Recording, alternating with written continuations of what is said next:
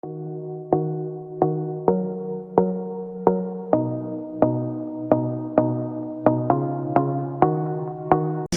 bienvenidos a su segunda videocápsula en la cual vamos a explicar las razones financieras, su aplicación y su interpretación, al mismo tiempo que vamos a aclarar la actividad que tienen ustedes para esta semana. Bueno, las razones financieras, recordemos, son todas estas fórmulas que nosotros tenemos para evaluar ciertos indicadores de la empresa a través de sus estados financieros. Ejemplo, aquí tenemos estos estados financieros comparativos de los ejercicios 2013 y 2014. Comenzamos entonces con las razones de liquidez y tenemos tres primordiales: razón del circulante, razón rápida y razón de efectivo. ¿Sale? Bueno, la razón del circulante. Más allá de identificar las cantidades, que si quieren vamos primero a ello, dice, razón del circulante, activo circulante entre pasivo circulante. Nos vamos a nuestro estado financiero. Punto número 1. ¿Dónde encontramos esos datos? En el balance general, ¿sale? O estado de situación financiera, con el nombre que ustedes lo quieran manejar. Si trabajamos sobre el ejercicio 2014, voy a decir, entonces, total del activo circulante, 15.468.649, entre el total del pasivo circulante o el pasivo a corto plazo, 8.805.991.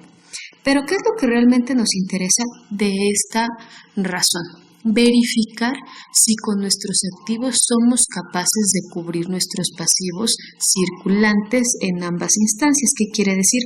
Si el día de hoy todos mis acreedores llegan y me cobran, si soy capaz de pagarles, ¿sale? Se dice que para que una empresa sea líquida, la razón del circulante por lo menos tiene que ser 1, ¿sale? Es decir, puedo cubrir por lo menos una vez. Si debo un peso, pero tengo un peso en mi bolsa, soy líquido. ¿Por qué? Porque si me vienen a cobrar, pues lo puedo pagar, me quedo sin nada, pero lo pude pagar. Ahora bien, tenemos una razón más efectiva para medir la liquidez, que es la razón rápida, en la cual, a diferencia de la razón del circulante, tenemos que restar el inventario. Y acuérdense que el inventario es parte de nuestro activo circulante. Entonces, ¿qué sucede? Del total del activo circulante tendría que disminuir el total de mi inventario, ¿sale? ¿Para qué? Para verificar nuevamente con una división mi total de pasivo circulante. ¿Y cuál es la intención en la prueba ácida de disminuir el inventario? Simple y sencillamente, ¿por qué? Porque el efectivo lo dispongo. Los instrumentos financieros derivados son a corto plazo y los dispongo. Las cuentas por cobrar, si bien es cierto, no puedo ir en este momento a que todos me paguen porque hay plazos acordados, sobre todo con mis clientes. ¿Qué sí puedo hacer? Crear estrategias de cobro. Punto número 1, descuentos por pronto pago. Punto número 2, vender mi cartera de clientes, ¿sale? Mis impuestos por recuperar se me pueden hacer efectivos, mis pagos anticipados de la misma manera. Pero ¿qué sucede? No puedo obligar a nadie a que me compre, ¿sale? Esta es la razón por la cual los inventarios se tienen que disminuir en la prueba. Insisto, para que una empresa sea líquida, tiene que cubrir por lo menos una vez este factor de aquí arriba al pasivo circulante. La interpretación entonces es esta: la empresa es capaz de cubrir su pasivo a corto plazo o su pasivo circulante X cantidad de veces, ¿sale? Y nos vamos a guiar únicamente del entero. ¿Qué sucede si no me da un entero, sino solamente decimales? La interpretación es: la empresa no es líquida, ¿sale? En cualquiera de las dos. Razón del efectivo. ¿Cuál es el punto de medir la razón del efectivo? Saber cuántas veces o bajo qué porcentaje puedo con mi simple efectivo hacer frente a mi pasivo circulante. ¿Esto qué quiere decir? Supongamos, tengo y debo 2.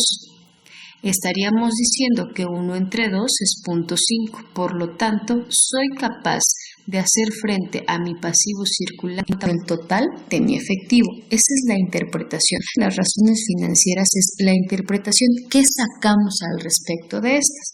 Luego nos vamos con las de solvencia. Las razones de solvencia me dicen, razón de deuda total.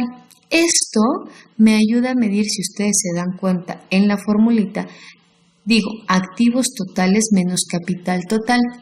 En cuestiones matemáticas contables simples y a mis activos totales yo le quito mi capital total, ¿qué creen que me queda? Me queda mi total de pasivo. Entonces, mi total de pasivo entre mis activos totales me va a decir cuánto tengo de financiamiento de mis activos a través de mis pasivos. Es decir, si mi empresa cuenta con 10 pesos de activos, pero mis pasivos totales son 5 pesos, ¿qué quiere decir? El 50% o la mitad de todos mis bienes y derechos están financiados con deuda externa, ¿sale? Entonces, una vez que tenemos la deuda total, si la dividimos entre el capital, me da mi razón de deuda a capital, es decir, la proporción. Insisto, decíamos, tengo 5 pesos o el 50%, si lo queremos ver así, de deuda total. Entre el capital total, vamos a ver entonces dónde está el financiamiento, cuál es la proporcionalidad deuda-capital. ¿Sale? Deuda, hablamos del total de pasivos y capital, el compromiso que tiene la persona moral con sus socios y accionistas. Multiplicador de capital, activos totales entre capital, es decir, qué tanto está generando de fuerza de trabajo mis activos a través del financiamiento con mi capital. Razón de veces que ha generado el interés.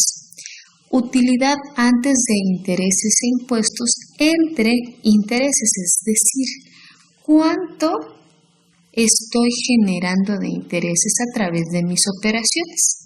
Razón de cobertura del efectivo. Mi utilidad antes de intereses, de impuestos, de depreciaciones y de amortizaciones. Si se dan cuenta, este es el nombre más técnico que tenemos para la utilidad de operación entre los intereses, ¿sale? Para saber cuánto estamos cubriendo nuestro efectivo. Aquí es muy importante hacer mención que aunque tengamos esta variedad de razones financieras, también es cierto que nos tenemos que guiar de nuestro estado financiero para verificar cuáles son aplicables. Si nos vamos a nuestros estados financieros, podrán ver, por ejemplo, que si buscamos el estado de resultados, mi utilidad antes de intereses, impuestos y demás, no vamos a encontrar como tal ese apartado. Pero si nos vamos a la interpretación por conocimiento de causa, la utilidad de operación es aquella que está antes de nuestros intereses y antes de nuestros impuestos, ¿sale? Es esta. ¿Estamos de acuerdo?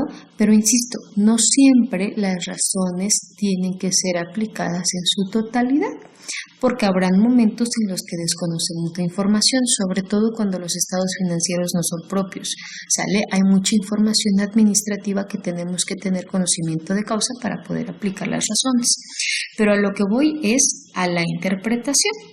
Ahora, razones de utilización de los activos o de rotación, es decir, qué tanto movimiento tenemos.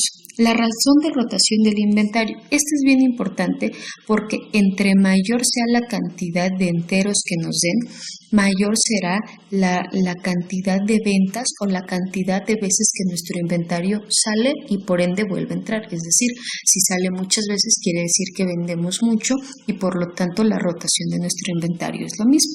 Costo de los bienes vendidos, ¿a qué se traslada? Al costo de ventas que lo vamos a encontrar en el estado de resultados.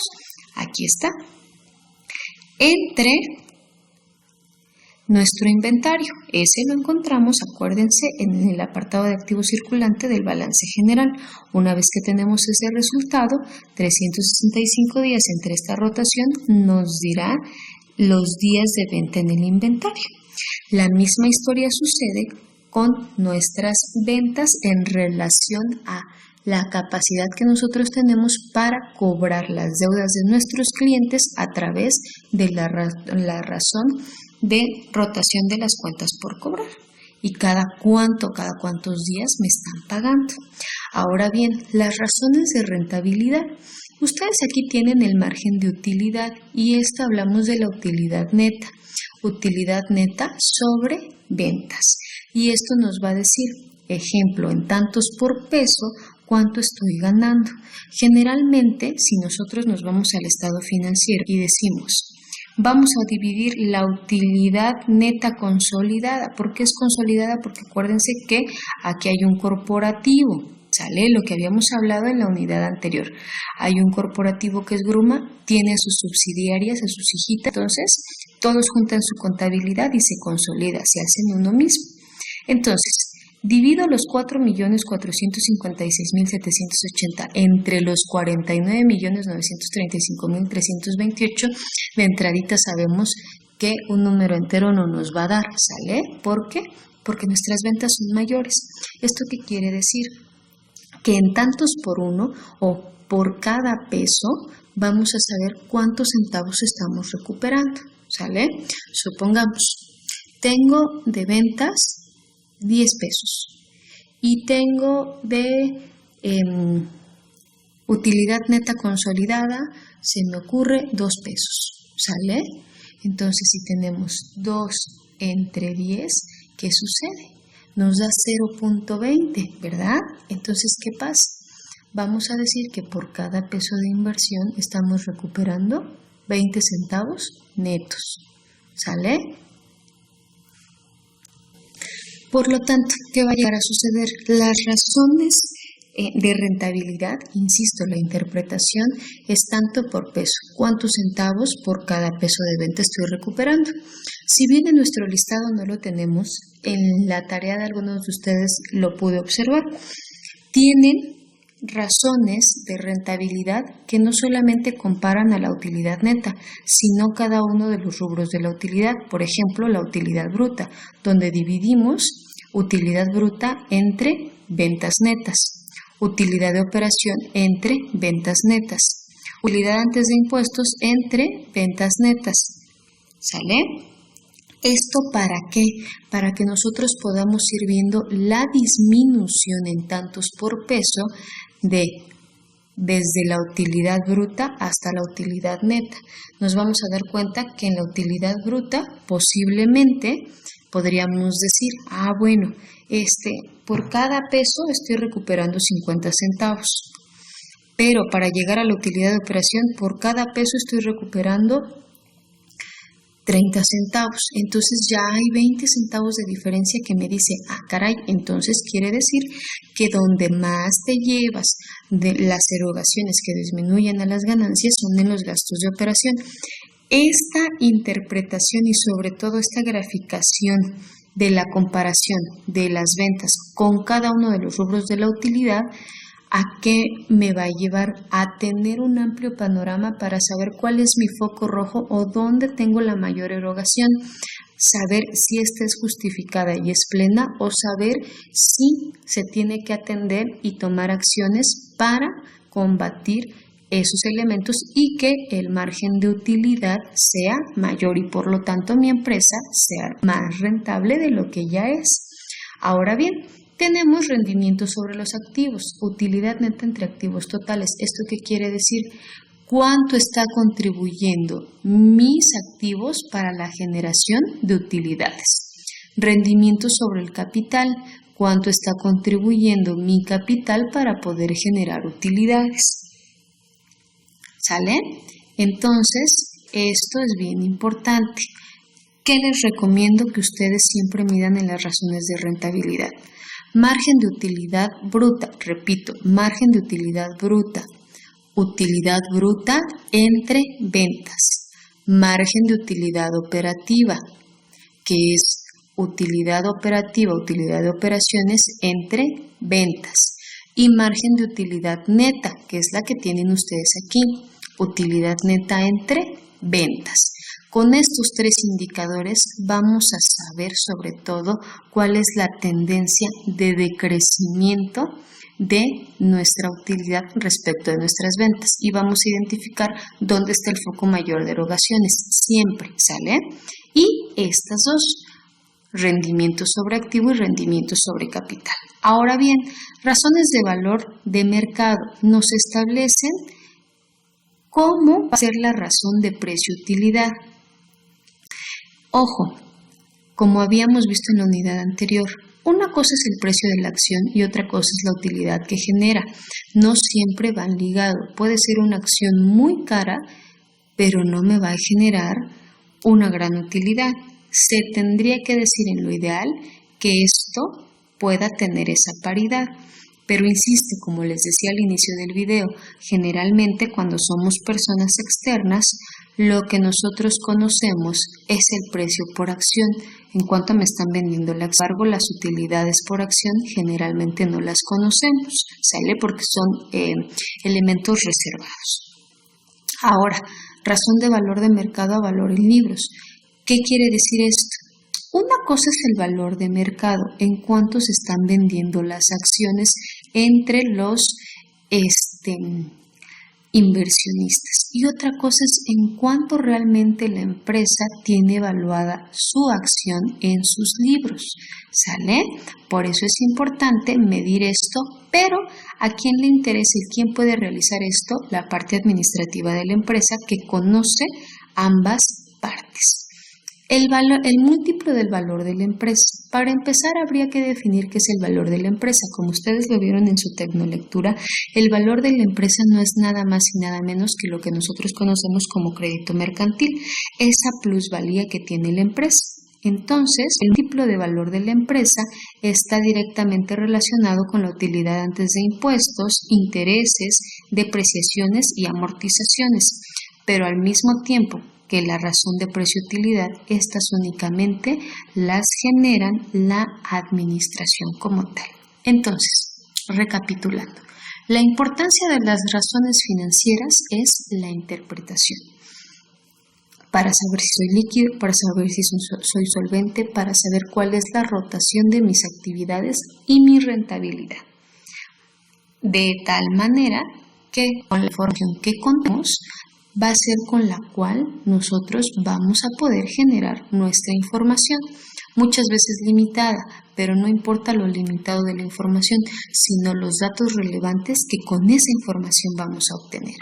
Es también muy importante que ustedes tomen en cuenta que si bien es cierto, aquí tienen el total del capital y aquí total de pasivo más capital, este último rubro es con la finalidad de que, como en términos contables decimos, nos cuadre, sale con los activos totales o el total de activos. Sin embargo, para efectos de evaluar el capital para nuestras razones financieras, lo que vamos a utilizar es este rubro, ¿sale?